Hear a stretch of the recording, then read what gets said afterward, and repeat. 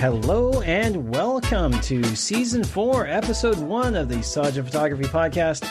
My name is Jason Teal, and we've done it. We've made it through 3 full seasons of this podcast, and we're entering the 4th one, as you can tell by the number in front of the episode. We're in Season 4, and I just have to thank everybody that has made it through this far. I know I tend to ramble on, but I think it's been a good run, and we're going to continue on with a few new surprises coming this season. So for the first part, I'm just going to get into what's in store for Season 4. So of course, at the beginning of the year, I talked about staying consistent, and that is really sort of my main focus right now, is to get these weekly episodes out and into your little ears each and every week. And so I'm going to try and get onto that. And doing so, I think I'm going to try and get out some new weekly content. So I'm working on even a co-host once a month for some gear talk, which I'll get into more of that later on this month. But there is going to be a few surprises along the way. Of course, we're going to have our monthly guests on, which I do think is the backbone of this podcast. But we're also going to focus on the locations and a little bit more about the technical details this time around. So the idea that I'm having for this podcast in Season 4 is going to be having a week where I talk about the shot that I get, which is the picture of this segment, and then we're going to do the locations and the behind the scenes and whatnot of certain places where you can go out and get these magical shots that you see everywhere. We're going to have a guest on, of course, each and every month. And then probably we're going to have a guest host once a month talking about gear and whatnot. So that's basically the outline. I'll probably throw in my usual banter a little bit here and there, but I'm not going to get too personal this time around, just because I want to focus on the actual topic of this podcast, which is, of course, Korean photography, or photography in Korea, or photography which is located in Korea, something like that. But overall, that's what I'm pushing for this year, is just consistency and regularity. That just makes me sound quite old, but also I do struggle regularly in my daily life. So you get the idea. So on to our main topic. And today's topic is the wonderful area known as Gijang, near Ulsan and also probably closer to Busan. But it's an area that particularly kicked off my love affair with lighthouses in Korea, because it's an area known for lighthouses. If you go around the Daejeon area, and don't laugh if you know Korean, because Daejeon, well, just look it up and you'll know what I mean. But anyway, that particular area in Gijang is known for its lighthouses, and it's a beautiful little area. So it's an area that I particularly come back to time and time again for a number of reasons, which we're going to talk a little bit about today. So first and foremost, I am using Gijang in the loosest term because I'm not necessarily talking about the city proper. I don't really care about the city. There is a nice market there, but I'm more or less talking about the coastline from basically Songjeong all the way up until Nasari. And I'm going to do another whole show on the little village called Nasari later, but that's what I consider Gijang. It's anywhere outside of Busan and not quite into Ulsan. And the reason I'd say this is because it's easier when you are out there, you can kind of get what I'm saying. It's Gijang.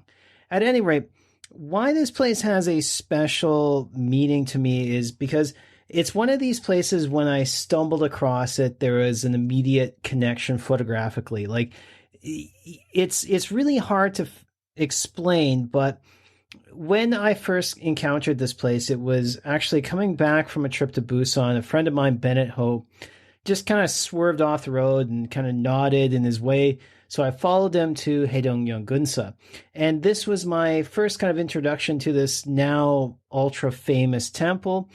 But it was back in a time when there was really nothing else there. And I brought this up in the last episode with Johnny the Greek, how it was basically just, farms and nothing else there. And if you go to Haedong-yeong-gunsa now, it's crazy. There is a large IKEA, there's an outlet mall, there is an amusement park, the Hilton hotels there. It is absolutely bonkers.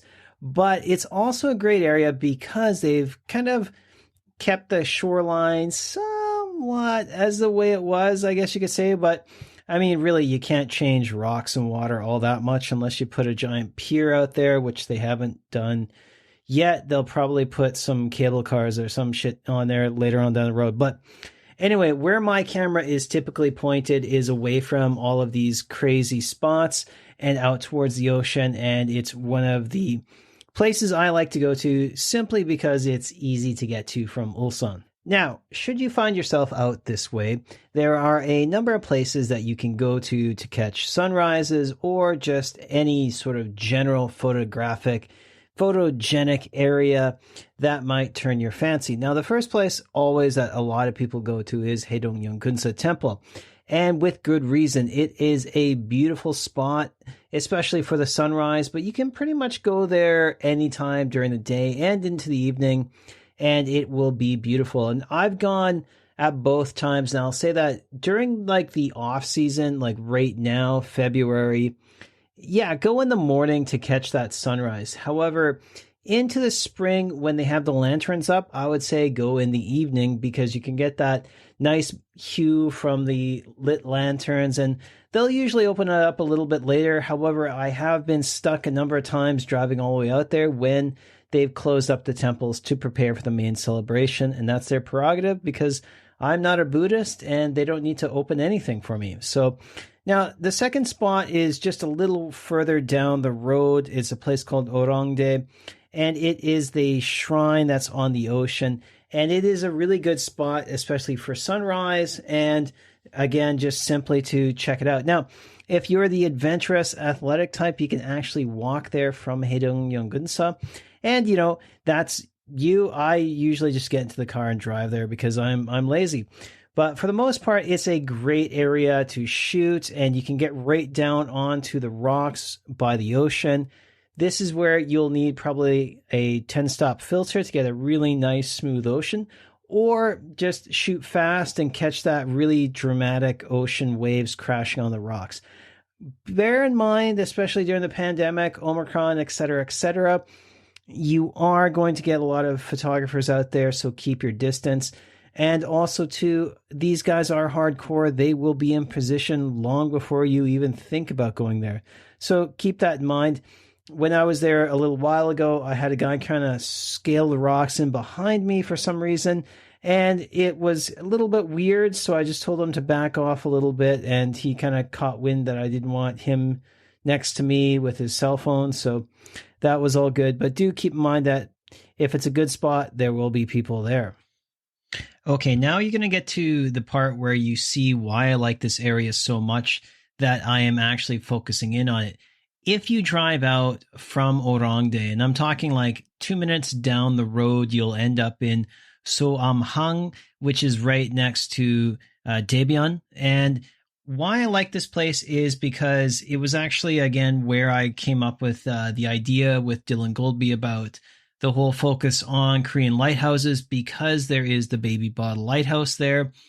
In behind, you'll have the Robat Taekwan V lighthouses, which are also quite close to I think it's out there. There's the Roosters Combe Lighthouse and the 2002 World Cup Lighthouse. They're all sort of jammed in this one little area.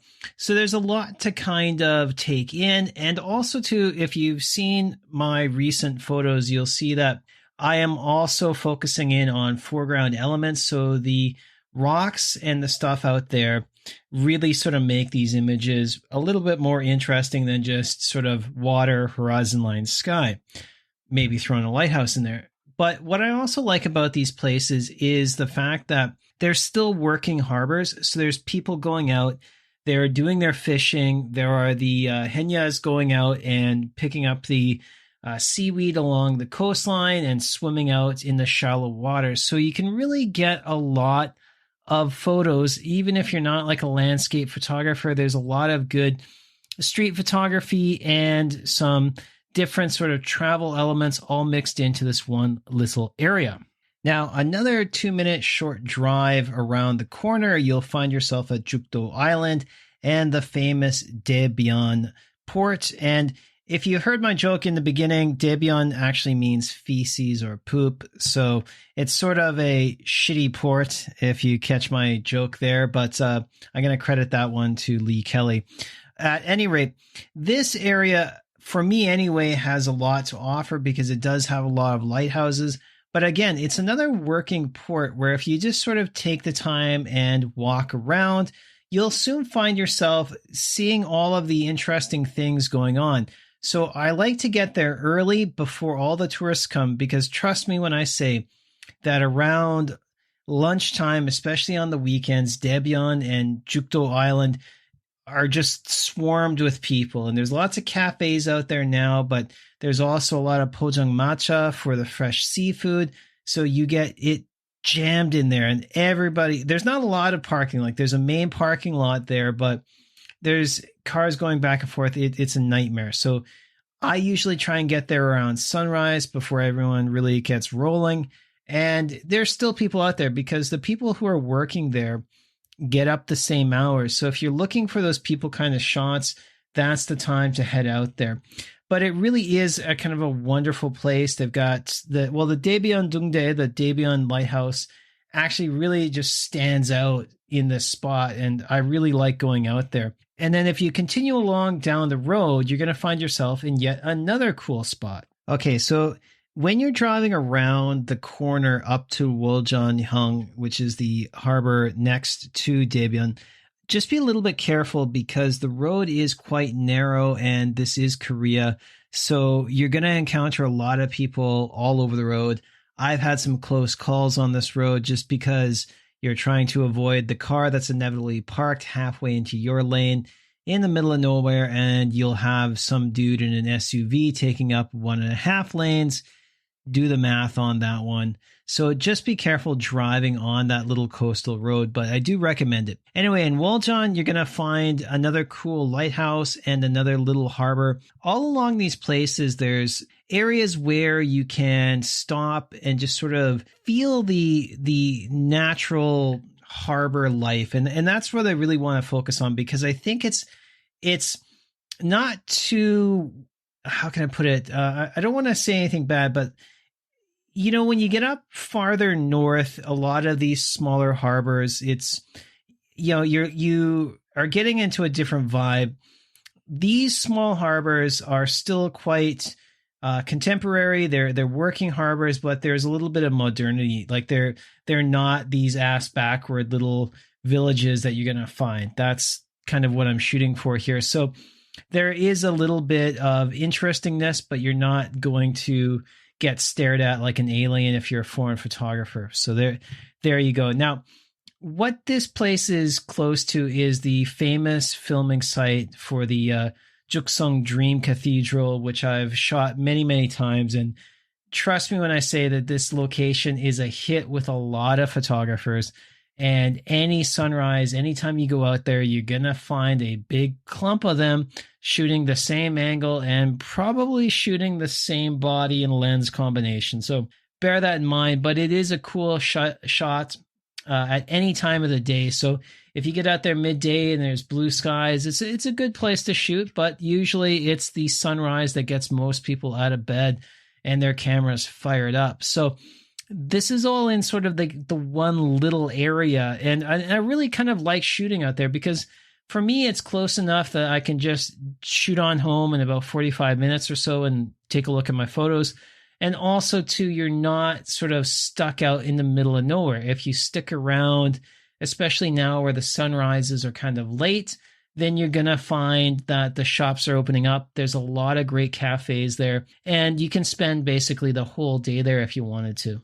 So that basically wraps up my little thing on Gijang. If you do get out there and you have any questions, feel free to shoot me a line. Or if you want to go out shooting at some point in time and you're wearing a mask and you have all of your vaccinations and a clean PCR test, give me a shout. I'd love to get out and photograph with you.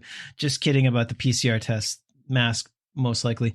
At any rate, thank you very much. And this month we've got an action-packed season. So thank you once again. And I'll talk again to you next week. Take care.